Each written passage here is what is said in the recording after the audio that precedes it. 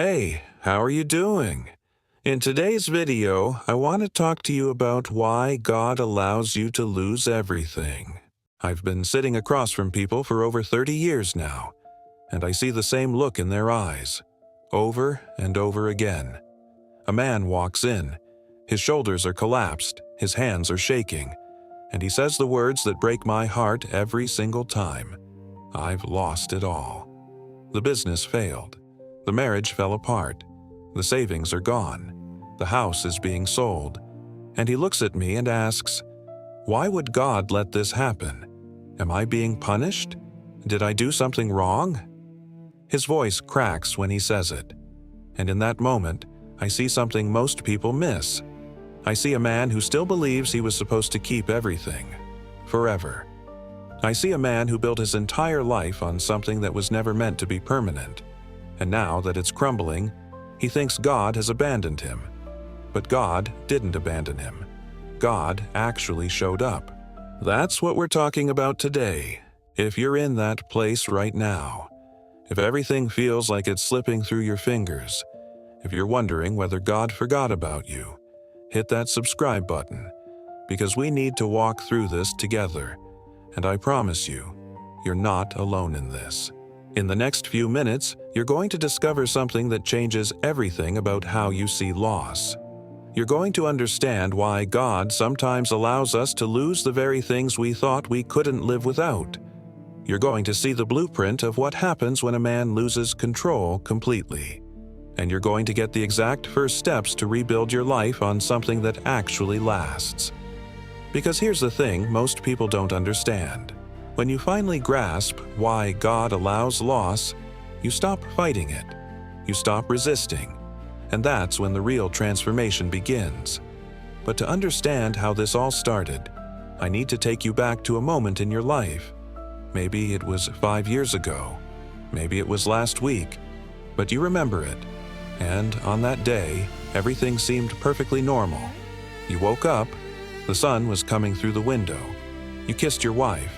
You had your coffee. You got dressed. You went to work. Everything was exactly like it always was. You had built something, a career, a family, a reputation, a future that made sense. You had security, or at least you believed you did, and that belief felt real. It felt solid. It felt like something you could depend on forever. You didn't know what was coming. You had no idea that in the next few months your entire world would collapse. It starts small.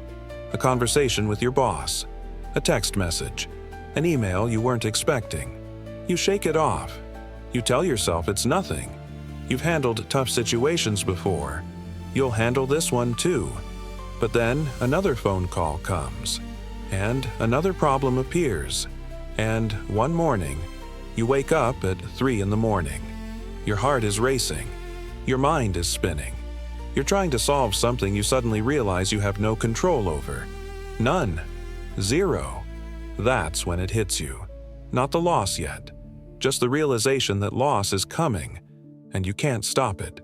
The days that follow are a blur. You're going through the motions. Showering, eating, talking to your family, but you're not really there. Part of you is already living in the worst-case scenario. Part of you is already grieving what you haven't even lost yet. And then the moment arrives. The phone call. The email. The conversation you knew was coming but hoped would never happen. The pink slip. The diagnosis. The words from your spouse. "I think I need to leave." The ground beneath you collapses, and you're standing in the rubble of everything you built. But here's what I've learned in 30 years of sitting with people in that exact position. The loss itself isn't the wound that won't heal. The loss is just the trigger. The real wound is what comes after. It's the silence. You've lost your job, and now you have nothing but time. Too much time. Time to think. Time to replay every mistake. Time to analyze every decision. Time to sit in your house while your family is out and you're home alone, and the silence is so loud it feels like screaming. It's the shame. Everyone knows. Your friends, your family, your church. And the worst part is, you don't know what they're thinking. Are they feeling sorry for you? Are they judging you? You just know that you're no longer the guy who had it figured out. You're the cautionary tale. You're the guy who failed. It's the guilt. You replay the moment 1,000 times. If only you'd made a different choice. If only you'd listened to that voice telling you something was wrong. If only you'd been smarter, more careful, more something. You blame yourself for things you couldn't have controlled, and now you're spending your days in a prison of your own making. It's the loneliness. Even when you're surrounded by people who love you, you feel completely alone. Because nobody really understands. Nobody really knows what it's like to be you right now. And you can't explain it to them. How do you tell people that you don't know who you are anymore? It's the fear. The absolute, bone-deep, midnight wake-you-up fear that this is permanent, that you'll never recover, that you'll never feel normal again, that God has turned away from you. That's the real loss, not the thing that's gone, the thing inside you that's been shattered. If you've ever felt that kind of silence, if you've ever carried that kind of shame, if you've ever wondered whether God forgot about you, leave a comment right now. Just say, I understand, because I want you to know that you're not alone in this, not even close. Now I want to introduce you to a man in the Bible who lost everything. His name was Job, and I want you to understand something before I even tell you his story. This isn't a quick Bible verse with a neat little ending. This is the story of a real man who hit absolute rock bottom. And the psychological devastation he experienced is the same devastation you're experiencing right now. Job was a man who had everything. The Bible says he was the greatest man among all the peoples of the East. He had thousands of sheep, thousands of camels, hundreds of oxen, hundreds of female donkeys. He had servants. He had children. He had wealth beyond measure. He had what every man thinks he needs: security. Job believed he'd figured it out. He did everything right. He loved God. He was careful in his business. He took care of his family. He built a life that made sense. And he believed that if he stayed faithful, nothing bad would ever happen to him. But then, in a single day, it all fell apart. His servants were killed. His livestock was stolen. His children died. All of them. At the same time. In a single, terrible moment. His house collapsed. And within hours, Job went from being the greatest man in the East to being a man with absolutely nothing. Nothing except his wife and his own broken body. But the physical loss wasn't the real devastation. The real devastation came in the days that followed. Job did what we all do when we're hit with catastrophic loss. He tried to make sense of it. He sat down in the ash and rubble of his destroyed life, and he tried to figure out what he'd done wrong. He searched his memory. He looked for the sin, the mistake, the moment he'd fallen out of God's favor. He couldn't find it, and that's when something inside Job broke in a way that the physical loss could never break him. Because Job realized something that most of us don't realize until we've lost everything ourselves. He realized that he'd built his entire spiritual life on a transaction. He'd been faithful and careful, and he'd expected that faithfulness to be rewarded with safety and security and success. He'd made a deal with God without ever saying it out loud. I'll be good. You keep me safe. And when the safety disappeared, Job discovered that his faith was only as deep as his circumstances. When the circumstances changed, his faith shattered completely. Job sat in that ash and he had no idea how to continue living. His friends came to sit with him. And, at first, they did the right thing. They sat in silence. For 7 days and nights, they just sat there. They didn't try to fix it. They didn't try to explain it. They just bore witness to his pain. But then they opened their mouths, and they told him what he was already telling himself, that he must have done something wrong, that God was punishing him, that if he just confessed his sin, everything would be restored. And that made it worse, because now Job not only felt abandoned by God, he also felt alone in his suffering. He felt like everybody around him believed he deserved it. Job reached a point where he didn't want to live anymore. He looked at his life and saw no way forward. He'd lost his children. He'd lost his wealth. He'd lost his health. He'd lost his reputation. And now it felt like he'd lost God too. He sat in the darkness, and he questioned everything. And here's where most people get this story wrong. Here's where most churches get it wrong. They jump straight to the ending. They say, and then God showed up, and he gave Job twice as much as he had before, and everything was fixed. But that's not what happened. Not really. Let me tell you what actually happened. After months of suffering and confusion and anger and doubt, after Job had literally cursed the day he was born, something shifted. God finally spoke. But God didn't show up with an explanation. God didn't say, "Listen, Job, I was testing you. It was all going to work out." God showed up with questions. God said, "Where were you when I laid the foundation of the earth? Can you bind the beautiful Pleiades? Do you know the laws of the heavens?" God essentially said, "Job, you've been operating under the assumption that the universe revolves around your understanding. You've been assuming that you should be able to control outcomes and prevent loss and keep yourself safe. But you can't. You can't see the full picture. You can't control the weather. You can't understand the mystery of how the world works. So why are you trying to control your own life?" And in that moment, something changed inside Job. Not because his circumstances changed. They didn't immediately. But because his understanding changed. Job finally grasped something that he'd never understood before. His life wasn't supposed to be built on what he could control. His life was supposed to be built on trusting a God who could actually see the full picture. Job responded by saying, "I know that you can do all things, and that no purpose of yours can be thwarted. I had heard of you by the hearing of the ear, but now my eye sees you. Therefore I despise myself, and repent in dust and ashes." That's not a guy who got his stuff back and was happy about it. That's a guy who lost his stuff and found something deeper. He found genuine faith, not faith as a transaction, faith as a surrender. And now, I want to tell you what I've learned in my 30 years of working with people who've hit this same rock bottom. Because Job's experience isn't just an old Bible story. It's a blueprint for what God is actually trying to do in your life when He allows you to lose everything. Here's the first thing you need to understand. God doesn't allow loss in your life because He's angry at you, or because He's punishing you, or because you deserve it. God allows loss because He loves you so much that He's willing to disrupt your life to save your soul. Let that sink in for a moment. You've built a life on something that feels permanent. Your career, your marriage, your money, your reputation, your health, and that thing has become your God. Not in a theological sense, but in a practical sense. It's what you're depending on. It's what you're sacrificing for. It's what you're thinking about when you wake up at 3 in the morning. And God sees that. God sees that you're putting your faith in something that will eventually be taken away. And He says, "I love you too much to let you keep pretending that this thing is going to save you." So He allows the loss. And here's the paradox that most people never understand. The loss itself is actually an act of mercy.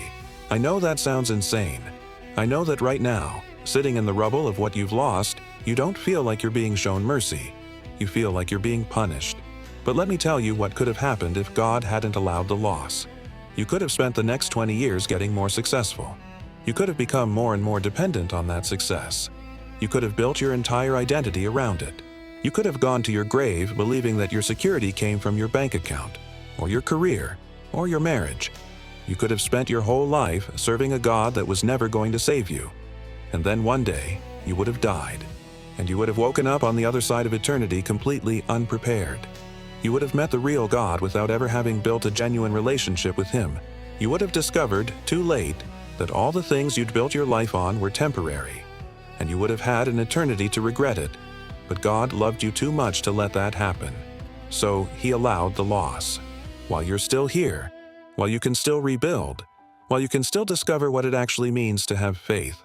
Now, here's what you need to do, starting today.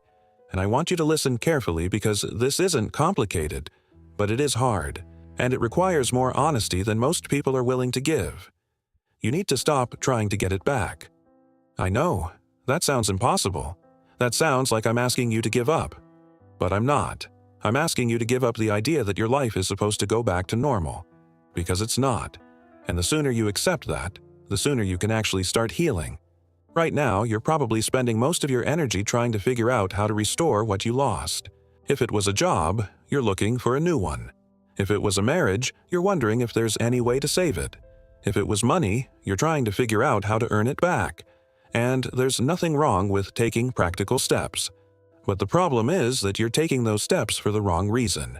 You're taking them because you still believe that if you can just get that thing back, you'll be okay again. And you won't be. Because here's what you learned. That thing was never going to save you. It was never going to be enough. It was never going to fill the hole inside you that can only be filled by genuine faith. So the first step is acceptance. You need to grieve what you've lost. Really grieve it. Not the fake acceptance where you put on a smile and pretend you're fine, but the real acceptance where you sit with the loss and acknowledge that this chapter of your life is actually over. You need to cry if you need to cry. You need to feel angry if you need to feel angry. You need to sit in the silence. Because here's the thing that nobody tells you. If you don't grieve the loss will follow you forever. It will hide in the background of every good thing that happens to you. And it will whisper, "This isn't real. This isn't going to last either. You're going to lose this too." But if you actually grieve it, if you really let yourself feel it, you get to move through it. And on the other side of that grief, there's something unexpected. There's freedom. The second thing you need to do is rebuild your foundation. And this is where Job's story becomes your story. You need to take everything you've built, your identity, your sense of security, your faith, and you need to rebuild it on something that can't be taken away. I'm talking about your relationship with God. Not the transactional version where you're good and He rewards you, but the real version, where you trust Him even when you don't understand, where you believe that He's working for your good even when the evidence suggests otherwise, where you accept that you're not in control and you're okay with that. This is going to take time, maybe months, maybe years, and it's going to feel weird at first. Because for your whole life, you've been building your sense of security on things you could see and measure and control. Now, you're being asked to build it on something invisible, on faith, on trust, on the belief that God sees the full picture even when you can't.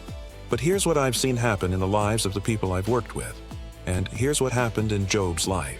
Once you rebuild on that foundation, everything else, the career, the relationships, the financial security, it all comes back. But it comes back differently. It comes back as a gift instead of as a source of anxiety. It comes back as something you're grateful for instead of something you're terrified of losing. The third thing you need to do is understand that your loss was not a mistake. It wasn't a cosmic accident. It wasn't God failing at His job. Your loss was actually an invitation. It was God saying, "I have something deeper for you than what you're clinging to. I have a peace that doesn't depend on your circumstances. I have a purpose that doesn't depend on your career. I have love that doesn't depend on whether the people you care about understand you." And your job is to actually accept that invitation. This means that you stop asking, "Why did this happen to me?" Because that question keeps you stuck in victim mode. Instead, you ask, "What is God trying to teach me through this?" That question puts you in learner mode. That question opens you up to the possibility that there's actually purpose in the pain. The fourth thing you need to do is find community. And I want to be very clear about this. I don't mean find people who will feel sorry for you. I don't mean find people who will let you stay stuck forever. I mean find people who have been through loss themselves. Find people who understand that life changes. Find people who can look you in the eye and say, "I know this is hard, and I know it feels permanent, but you're going to survive this."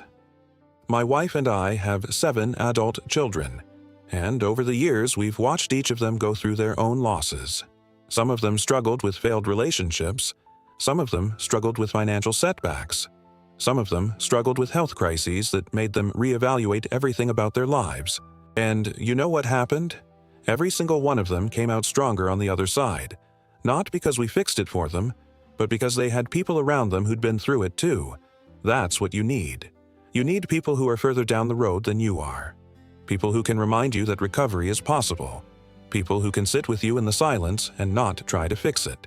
People who can bear witness to your pain. And the fifth thing, and this is the most important one, the fifth thing you need to do is make a conscious decision to rebuild your life differently than you built it before. Most people go through loss and then spend years trying to recreate the life they lost. And some of them actually succeed. They get the new job, they earn the money back, they rebuild the reputation, and they feel like everything is fixed. But their foundation hasn't changed. They're still depending on those external things for their sense of security. Don't do that. Use this moment as an opportunity to rebuild everything differently. If you lost your career, don't just chase money when you rebuild. Make sure that the work you do next is meaningful to you. Make sure that it's something you could feel proud of, even if you never earned another dollar. If you lost your marriage, don't just go find someone new and repeat the same patterns. Take time to understand what you really need from a relationship. Build a life that's built on character instead of circumstances. Build a life that's built on principle instead of comfort. Build a life that's built on faith instead of control. And here's what happens when you do that. Here's what I've seen happen over and over again. The loss that felt like the end becomes the beginning. The thing that seemed like the worst moment of your life becomes the moment that transforms you. The pain that felt unforgivable becomes the thing that teaches you how to be compassionate with other people. The failure that felt like the end becomes the foundation of your actual success. Job lost everything. And then Job became a man who could sit with suffering and not try to explain it away. Job became a man who understood grace in a way he'd never understood it before. Job became the kind of man that other people wanted to be around because he'd learned something that most people never learn. He learned that life isn't about keeping, it's about trusting. So here's what I want you to check off as we wrap up. You walked in here wondering why God would allow you to lose everything. We looked at the reality that loss is painful. It brings shame and guilt and loneliness and fear. We looked at Job's story and saw that he experienced the exact same devastation that you're experiencing. We looked at what God actually did for Job and what God is actually trying to do for you. And we looked at 5 concrete steps you can take starting today to rebuild your life on something that actually lasts. The loss you're experiencing right now isn't the end of your story. It's the beginning of a new chapter. It's the moment when God says, "I love you too much to let you stay where you are. So I'm going to shake everything loose so that you can grab hold of something real." And here's the truth that I want to leave you with. The truth that I've learned in 40 years of marriage and over 3 decades of sitting across from people in the worst moments of their lives. The truth is this: God doesn't take things away from you because He's mean. He takes things away from you because He's good. He takes things away to make room for what actually matters. He takes things away because He has something better for you than what you're clinging to. And the sooner you accept that loss as a gift instead of a punishment, the sooner you can stop fighting it and start cooperating with it. And that's when healing actually begins. If this resonated with you, if you're in a place where you're learning to let go and trust again, please hit that like button. It helps me bring this message to more people who need to hear it. Subscribe to this channel because we're dropping a new video every single week about how to build a life that's actually built on something that lasts. And drop a comment down below. Tell me, what's the one thing you've lost that changed you? What's the one loss that actually became a gift in disguise? I read every single comment, and I want you to know that whatever you're going through, you're not going through it alone. Thanks for being here. I'll see you next week.